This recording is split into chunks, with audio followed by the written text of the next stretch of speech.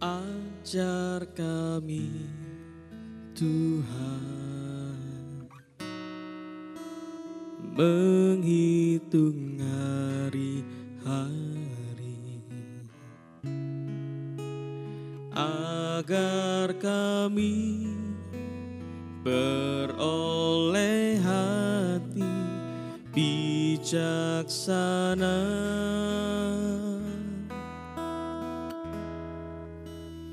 Ajar kami Bapa,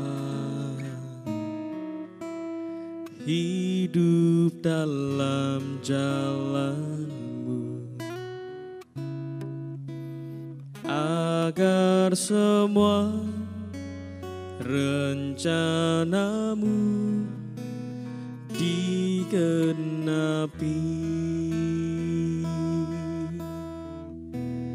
Mulialah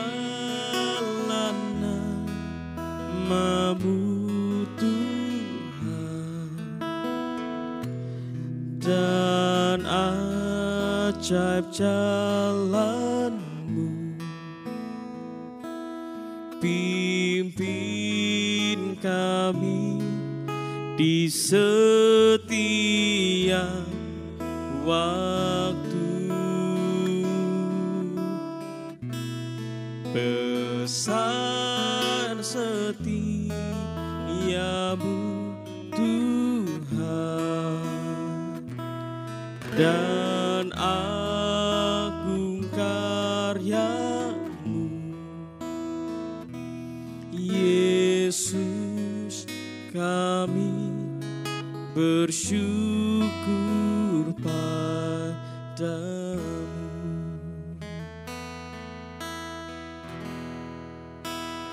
Ajar kami Tuhan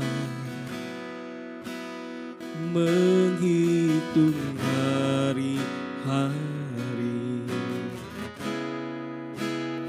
agar kami beroleh hati bijaksana.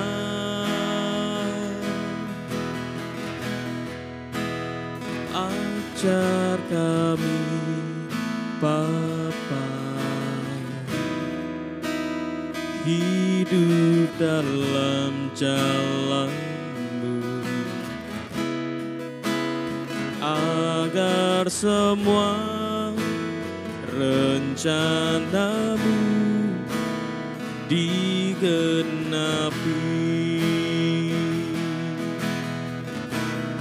Mulialah nama-Mu Tuhan, dan ajaib jalan-Mu. Pimpin kami di setiap waktu,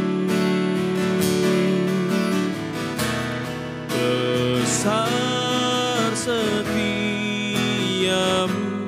Tuhan, dan agung karya-Mu.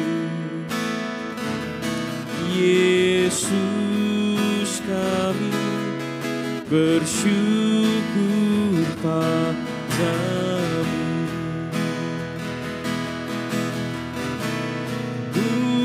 Mulialah nama-Mu Tuhan, dan ajaib jalan-Mu. Pimpin kami di setiap waktu, besar setiamu Tuhan, dan agung karya-Mu.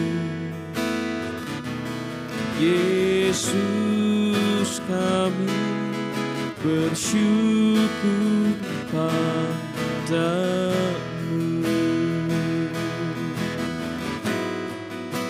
Kami bersyukur buat penyertaan-Mu, ajaib dan besar. Kau Allahku, Kau gunung batuku, Yesus. Oh, besar setia-Mu, melimpah rahmat-Mu. Haleluya, haleluya.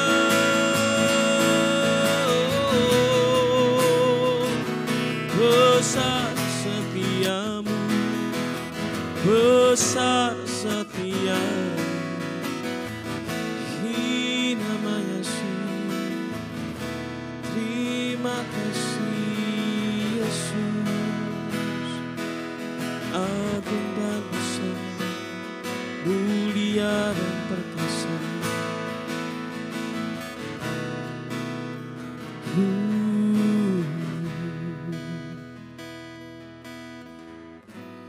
Mulialah namamu Tuhan, dan ajaib jalan-Mu.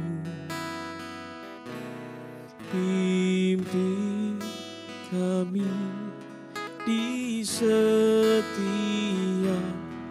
waktu.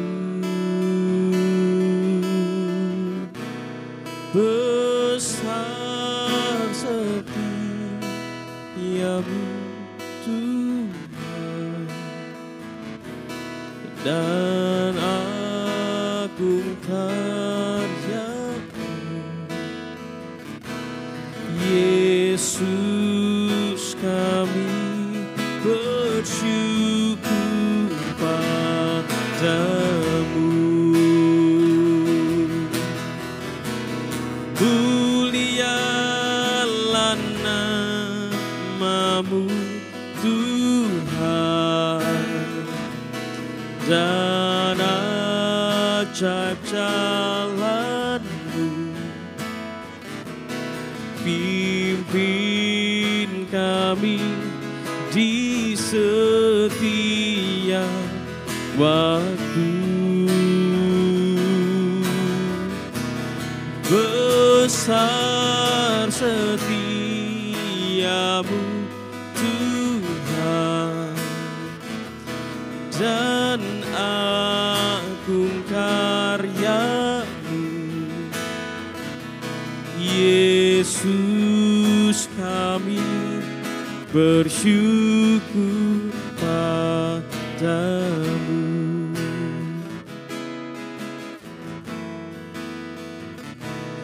Yesus, kami bersyukur padamu. Yesus kami, Yesus kami bersyukur padamu.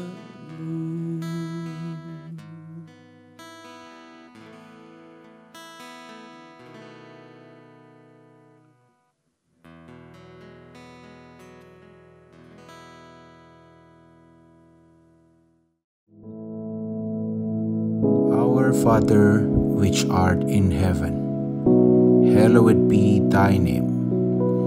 Thy kingdom come, thy will be done in earth as it is in heaven. Give us this day our daily bread, and forgive us our debts, as we forgive our debtors. And lead us not into temptation, but deliver us from evil. For thine is the kingdom, and the power, and the glory, forever.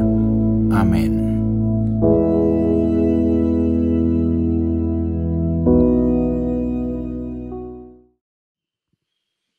Shalom, selamat pagi jemaat Tuhan dimanapun Anda berada. Pada pagi hari ini sama-sama kita akan merenungkan firman Tuhan. Dan sebelum itu sama-sama kita akan berdoa. Kami mengucap syukur Tuhan untuk pagi hari ini. Setiap pagi kami mengucap syukur untuk tubuh yang baru. Setiap pagi kami mengucap syukur untuk nafas yang baru. Dan kami mengucap syukur untuk berkat yang baru yang datangnya daripadamu. Terima kasih Tuhan. Dan saat ini Tuhan, sebelum kami akan memulai aktivitas kami mau menyerahkan kehidupan kami di bawah-Mu Tuhan, di bawah kaki-Mu. Kami mau bersujud, merendahkan diri kami untuk kami minta hikmat-Mu, untuk kami minta berkat yang daripadamu. Dan saat ini kami akan merenungkan firman-Mu, ya Roh Kudus berbicaralah, dan kami siap mendengarkan. Di dalam nama Yesus, haleluya, amin.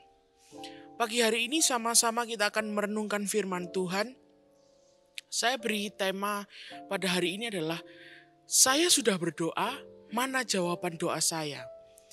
Ini adalah pertanyaan yang pasti ada dan sering sekali muncul di benak kita sebagai orang percaya.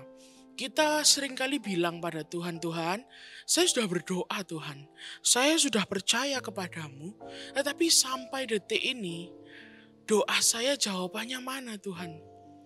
Dan seringkali kita akhirnya jatuh kepada sebuah kesimpulan bahwa mungkin kadang Tuhan menjawab doa dan kadang Tuhan juga tidak menjawab doa kita atau menjawab tidak akan doa kita.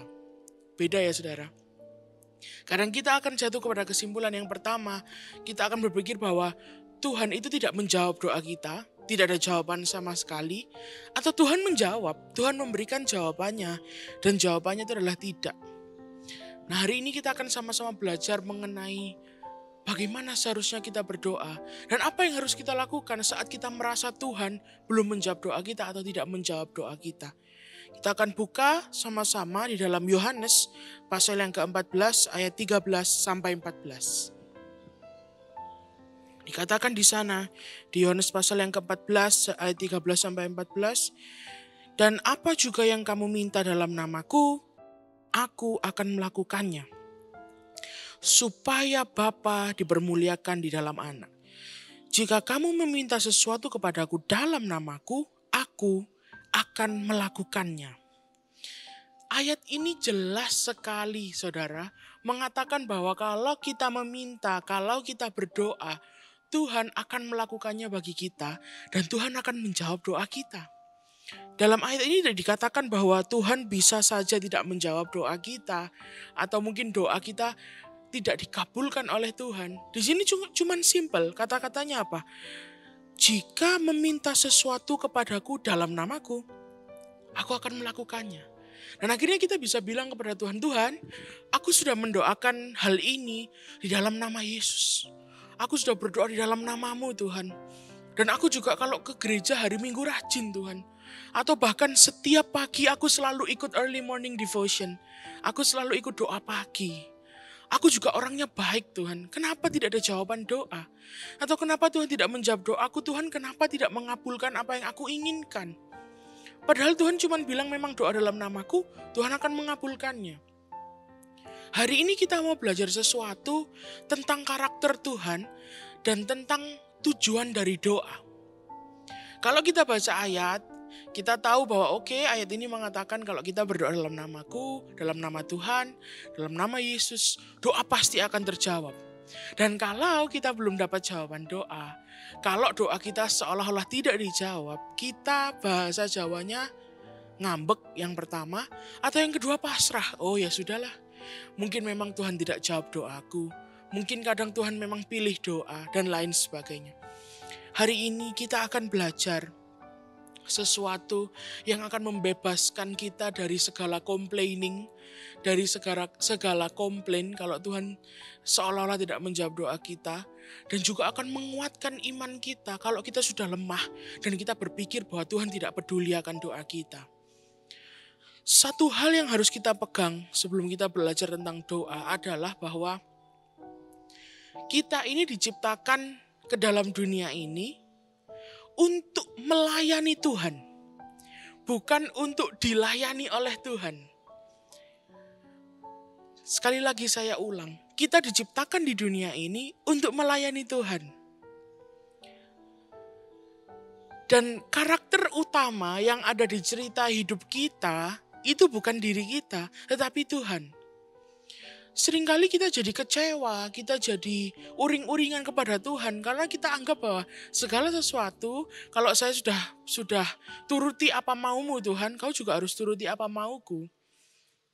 Mungkin kita punya pemikiran seperti itu.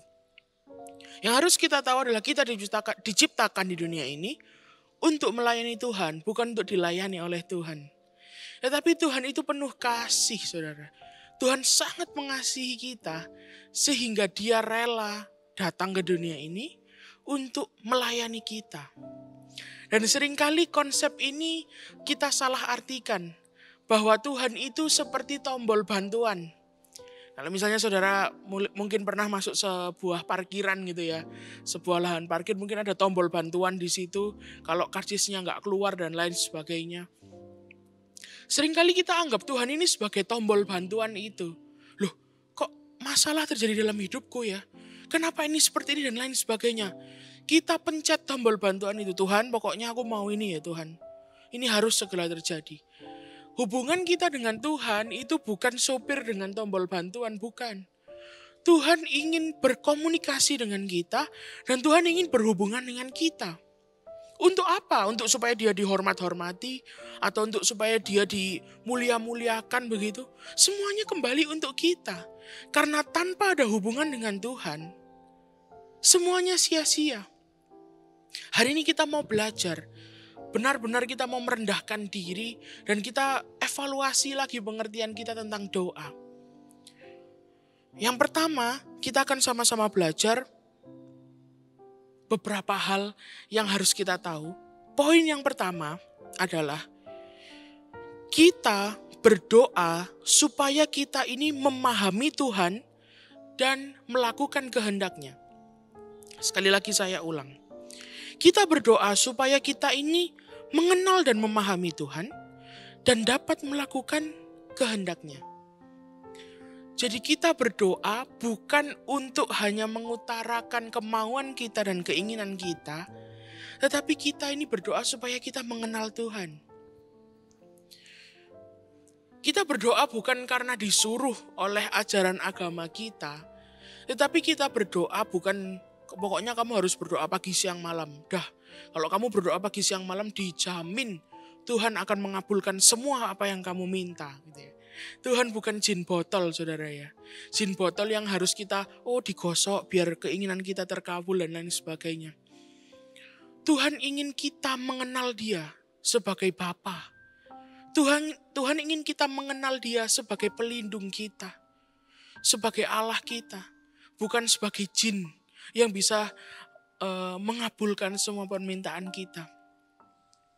Dan kita harus tahu bahwa Tuhan kita ini bukanlah seperti dewa-dewa yang diceritakan di buku mitologi begitu ya.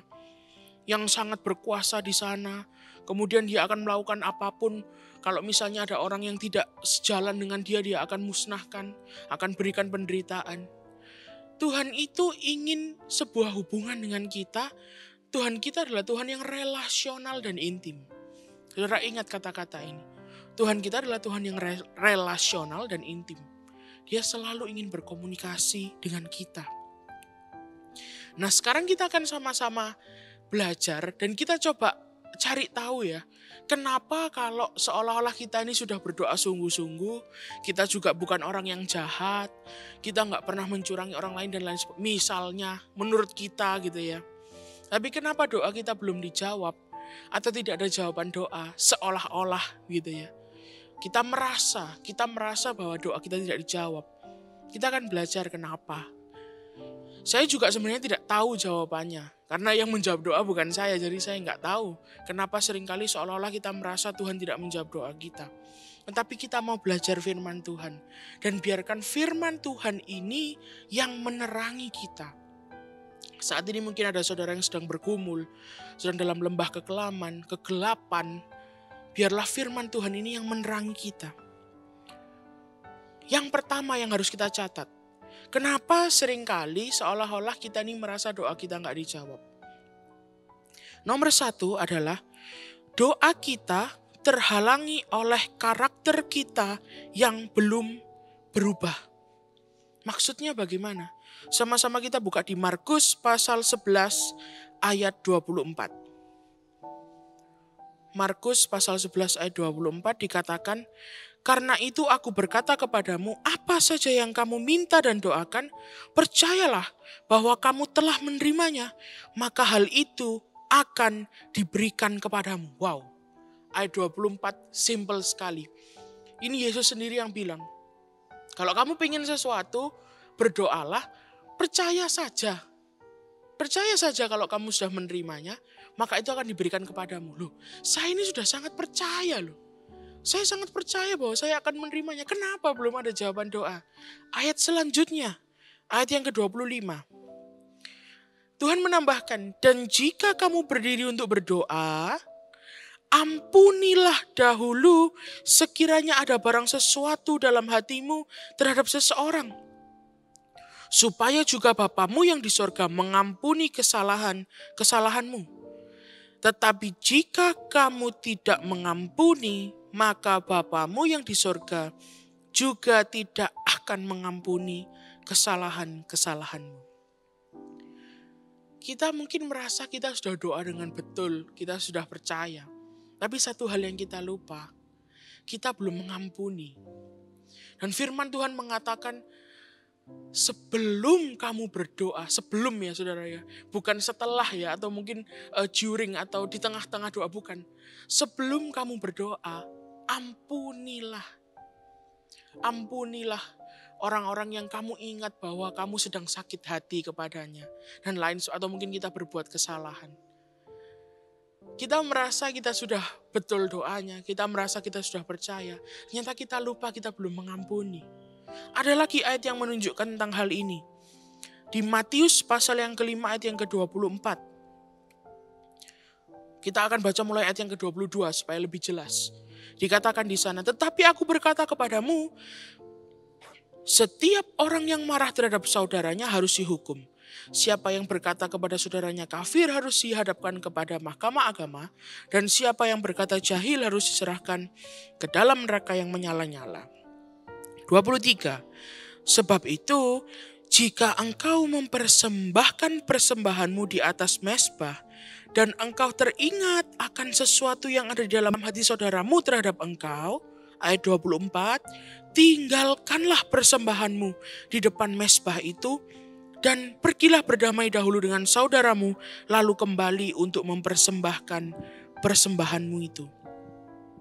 Sebelum berdoa. Jadi dikatakan apa? Kalau misalnya kita ini akan mempersembahkan sebuah persembahan di atas mezbah, itu adalah cara berdoa zaman dulu ya. Mempersembahkan sebuah persembahan baru bisa berdoa seperti itu. Lalu kita ingat kita masih belum mengampuni atau kita berbuat kesalahan. Dikatakan apa firman Tuhan? Tinggalkanlah persembahanmu di depan mezbah, taruh dulu. Niatmu untuk berdoa itu, taruh dulu. Lalu pergilah kepada saudaramu dan berdamailah dengan dia. Sebelum berdoa, kita harus tahu yang pertama tadi kita harus mengampuni. Yang kedua kita harus selesaikan masalah kita. Tidak bisa kita berdoa dengan hati yang kotor, tidak bisa. Kita harus berdamai dengan orang lain. Selanjutnya, ini untuk mungkin saudara yang sudah berkeluarga, pasangan suami istri. Saudara mungkin merasa, "Duh, saya sudah berdoa untuk suami saya loh. Atau saya sudah berdoa untuk istri saya. Saya sudah berdoa untuk anak-anak saya. Kenapa Tuhan tidak menjawab? Kami membutuhkan ini. Kami butuh rekonsiliasi dan lain sebagainya."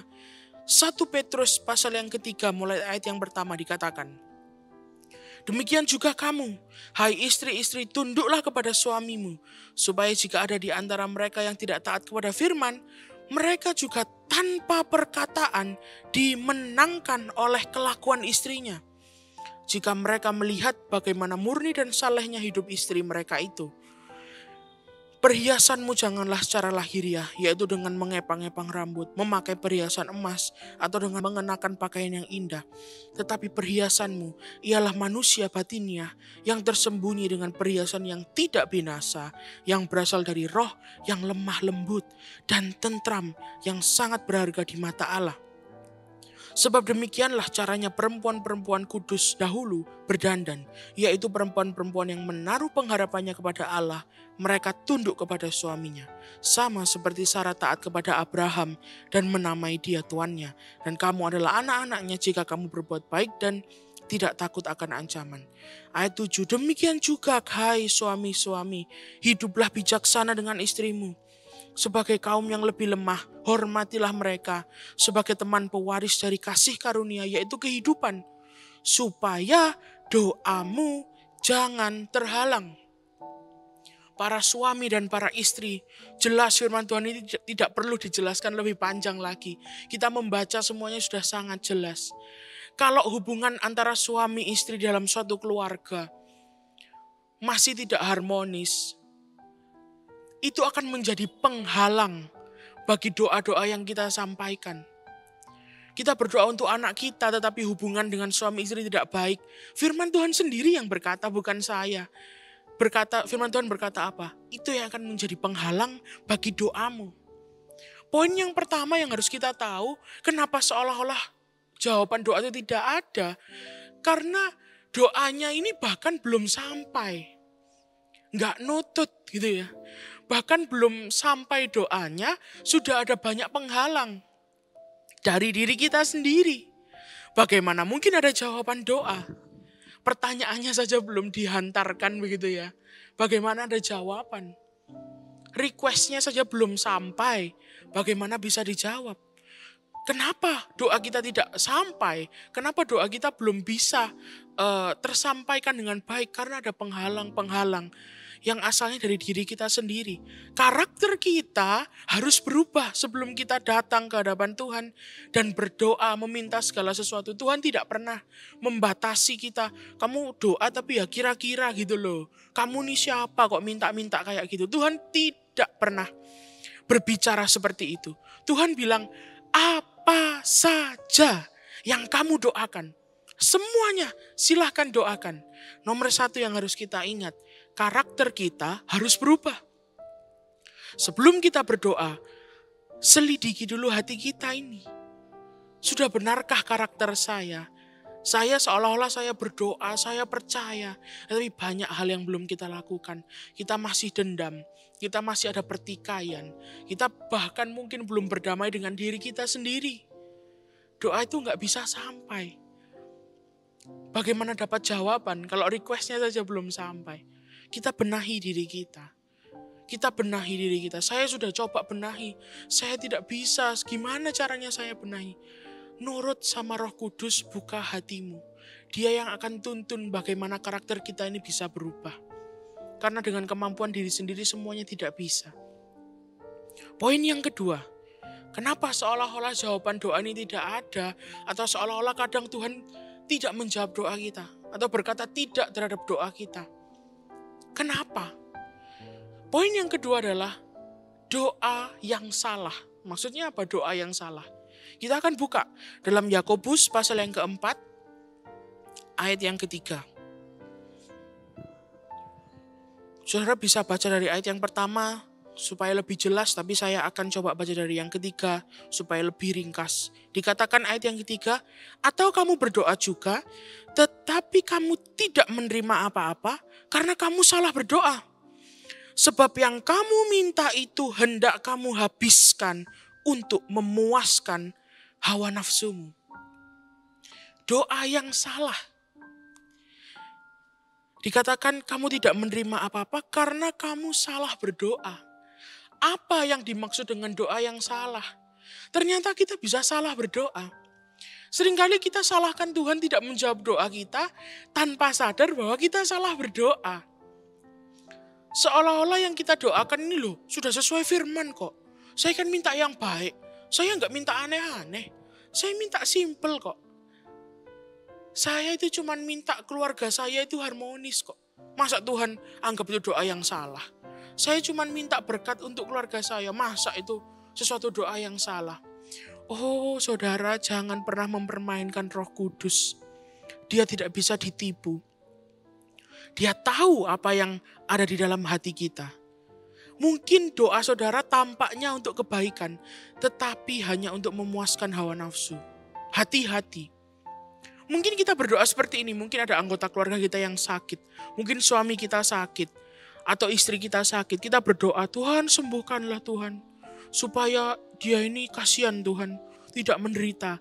Tetapi sesungguhnya di dalam hati kita berpikir bahwa, wes Tuhan dang sembuhno Tuhan, aku iki capek aku iki. Saya capek loh ngurusi dia. Sudah kalau dia sembuh kan enak. Saya gak usah ngurusi dia lagi, saya sudah capek Tuhan. Semua akan jadi lebih baik kalau dia sembuh, sudah Tuhan. Yang kita doakan itu untuk kita sendiri. Kita egois. Kita mungkin kurang mengasihi suami kita atau istri kita atau mungkin anak-anak kita. Kita berdoa untuk anak-anak kita. Tuhan tolong anak-anakku supaya jadi orang yang baik. Supaya gak ngerepotin aku gitu loh Tuhan. Supaya hidupku tenang-tenang aja. Saya gak bilang itu salah, tetapi tidak tepat. Karena harusnya kita berdoa untuk anak-anak kita supaya mereka dipakai Tuhan, menjadi kemuliaan bagi nama Tuhan. Tetapi dalam hati kita mungkin kita masih berpikir semuanya untuk kita. Kita habiskan untuk hawa nafsu kita. Wah, masa gitu sih, saya gak percaya. Introspeksi lagi. Coba tanyakan sendiri ke dalam hati saudara. Saudara gak perlu tersinggung, karena saya tidak menyinggung siapapun. Saya tidak menyebutkan nama dan lain sebagainya. Tapi setiap pribadi yang mendengarkan firman Tuhan hari ini, setiap kita berdoa, introspeksi diri kita. Apakah setiap kali kita berdoa seolah-olah itu untuk Tuhan, untuk keluarga kita? Apakah sebenarnya untuk diri kita sendiri? Untuk ego kita sendiri? Selidiki hati kita. Kita tanya kepada diri kita sendiri. Karena kalau kita berdoanya seperti itu, hanya untuk diri kita sendiri, tidak akan pernah ada jawaban doa itu. Bahkan itu tidak bisa disebut dengan doa. Karena itu adalah doa yang salah. Kalau kita berdoa itu Tuhan pasti menjawab. Ya dan amin. Firman Tuhan mengatakan Kristus adalah ya. Dan kita berkata amin untuk menerimanya. Tidak ada doa yang tidak dijawab oleh Tuhan. Saya bisa katakan dengan tegas. Tuhan selalu menjawab doa kita. Tapi tadi kita sudah belajar. Yang pertama hati kita belum bersih. Yang kedua apa tadi dikatakan? Itu bukan doa yang kita ucapkan. Itu hanya permintaan-permintaan yang egois yang kita ucapkan. Itu bukan doa. Tidak akan ada jawaban karena itu bukan doa. Kita akan lebih dalam. Yang ketiga, kita akan belajar. Seringkali kita meminta jawaban doa dari Tuhan. Kita merasa tidak ada jawaban. Sebenarnya Tuhan sudah menjawab doa kita. Tetapi jawabannya itu tidak sesuai dengan apa yang kita mau. Wah, apa ini maksudnya? Kita akan buka firman Tuhan. Kita akan selalu buka firman Tuhan, kita tidak pakai hikmat manusia. 1 Yohanes pasal yang ke-5 ayat yang ke-14. 1 Yohanes pasal yang ke-5 ayat yang ke-14 mengatakan demikian. Dan inilah keberanian percaya kita kepadanya, yaitu bahwa ia mengabulkan doa kita, jikalau kita meminta sesuatu kepadanya menurut kehendaknya. Ayat 15, dan jikalau kita tahu bahwa ia mengabulkan apa saja yang kita minta, maka kita juga tahu bahwa kita telah memperoleh segala sesuatu yang telah kita minta kepadanya. Saudara harus belajar dengan rendah hati. Jangan pengertian kita sendiri kita besar-besarkan, ego kita sendiri kita besar-besarkan. Seringkali kita bilang, kita mungkin mengajarkan kepada orang lain, ya Tuhan memang kadang tidak menjawab doa, meskipun itu sudah sesuai dengan firman Tuhan. Karena memang ya terserah Tuhan. Kadang kan kita berdoa supaya keluarga kita sembuh, tapi Tuhan juga nggak sembuhkan. Kan berarti terserah Tuhan, nggak apa-apa saya terima aja kok. Saya ikhlas kok. Memang semua kewenangannya Tuhan. Kalau ada orang yang bilang Tuhan pasti jawab doamu. Kalau sesuai dengan kehendaknya Tuhan pasti jawab. Loh, nggak bisa gitu. Kadang doa bisa juga nggak dijawab loh. Bukan karena kita dan lain-lain sebagainya. Oh, rendahkan dirimu dan dengarkan firman Tuhan. Firman Tuhan berkata, doa kita apa saja. Apa saja yang kita doakan pasti dikabulkan menurut kehendaknya. Menurut kehendaknya. Kalau kita meminta sesuatu menurut kehendak Tuhan. Seringkali Tuhan itu sudah loh menjawab doa kita. Seringkali Tuhan kita meminta sesuatu yang baik. Tuhan, aku meminta kesembuhan. Tuhan, aku minta berkat untuk keluargaku. Aku minta bisnisku deal dan lain sebagainya. Doa yang baik. Bukan doa yang jahat, tidak. Doa yang baik. Tuhan sudah menjawab. Tetapi jawabannya tidak sesuai apa yang kita mau. Kita maunya mungkin istri kita, anak kita atau suami kita sembuhnya seperti ini. Gini loh Tuhan, pokoknya sembuhkan, caranya gini. Atau mungkin kita berdoa, Tuhan supaya aku dapat berkat, bisnisku lancar, kerjaanku seperti ini, tolong ya Tuhan ya. Tuhan sudah jawab untuk kebaikan kita, tetapi caranya tidak sesuai dengan kita. Kita nggak suka. Dan kita anggap itu Tuhan tidak jawab doa kita. Mungkin Tuhan bilang, oke, anakmu akan disembuhkan dengan cara ini. Ada terapi A, terapi B, terapi C, dan lain sebagainya. Bisnismu akan deal, tapi kamu harus lewat jalan yang ini. Jangan lewat jalan yang motong-motong jalan yang gak benar, jangan. Lewat yang ini dulu, kamu harus lewat sini dan lain sebagainya. Kita gak mau tahu. Pokoknya maunya deal Tuhan. Pokoknya maunya sembuh cepet. Kita gak pernah mau tahu. Dan akhirnya kita bilang apa? Tuhan tidak menjawab doa. Oh, luar biasa. Tuhan sudah jawab doa kita. Cuman gak sesuai dengan bahasa Jawanya, karepku. Gak sesuai dengan apa yang aku mau, berarti itu bukan Tuhan. Tuhan gak jawab doaku. Introspeksi diri kita lagi. Tuhan itu baik bagi kita. Dia tidak pernah tidak menjawab doa kita. Doa yang kita sampaikan Tuhan itu akan jawab. Karena Kristus adalah ya. Dan kita menjawabnya dengan amin. Bangkitkan iman kita. Introspeksi diri kita. Dan selanjutnya kita akan sama-sama belajar. Yang keempat. Kenapa seolah-olah doa kita tidak terjawab? Tuhan jawab tidak gitu ya. Padahal kita sudah berdoa dengan baik. Kita minta kesembuhan, Tuhan tidak sembuhkan. Ya sudahlah, memang Tuhan seperti itu. Saya terima aja, saya cuman anak Tuhan kok. Saya bisa apa? Seringkali kita merasa kita sudah percaya. Tetapi sesungguhnya kita tidak percaya pada Tuhan. Sebuah statement yang luar biasa, saudara ya. Kita akan buka di Markus pasal yang ke-9 ayat yang ke-21. Dikatakan demikian. Lalu Yesus, ini ceritanya adalah ada seseorang yang anaknya kerasukan setan. Kemudian murid-muridnya sudah gak sanggup. Sudah didoakan oleh murid-muridnya. Murid-muridnya berkata kok gak bisa keluar ini iblisnya ya. Dan di ayat yang atas-atas saudara bisa baca Tuhan bilang, aduh, hai kamu angkatan orang yang tidak percaya. Berapa lama lagi aku harus bersama-sama dengan engkau? Kita akan mulai dari ayat yang ke-21. Dikatakan seperti ini. Lalu Yesus bertanya kepada ayah anak itu, sudah berapa lama ia mengalami ini? Jawabnya, sejak masa kecilnya. Seringkali roh itu menyeretnya ke dalam api atau ke dalam air untuk membinasakannya. Sebab itu jika engkau dapat berbuat sesuatu, tolonglah kami dan kasihanilah kami. 23, saudara dengarkan baik-baik, Yesus marah. Saya cuman kasih ekspresi ya saudara ya. Tidak disebutkan Yesus marah, tidak, tapi dari ekspresinya. Dikatakan seperti ini, jawab Yesus, katamu jika engkau dapat.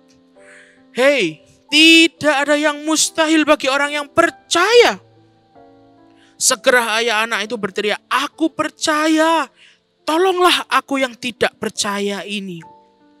Saudara, ayah yang minta tolong ini, adalah orang yang menganggap dirinya percaya. Kenapa saya bisa bilang seperti itu? Karena dia masih mencari Yesus. Dia percaya. Sama seperti kita. Kita masih ikut Yesus kok.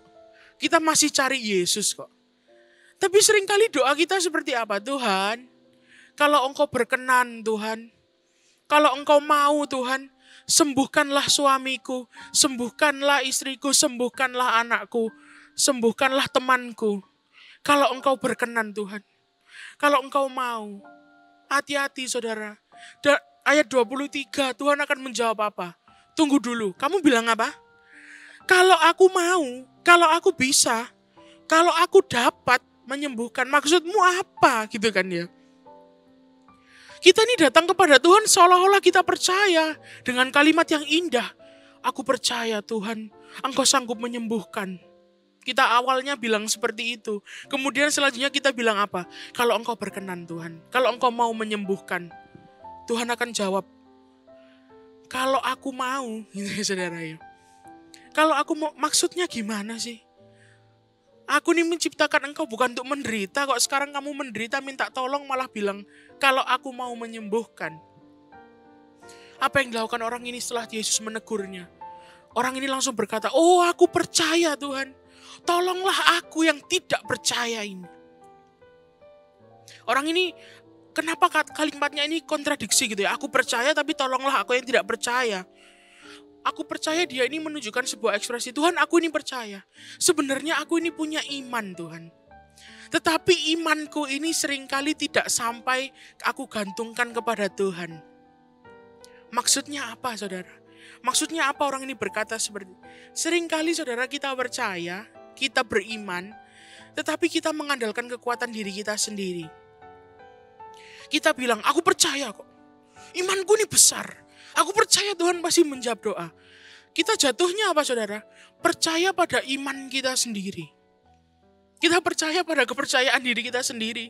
Iman kita bukan pada Tuhan. Loh, jangan salah loh ya.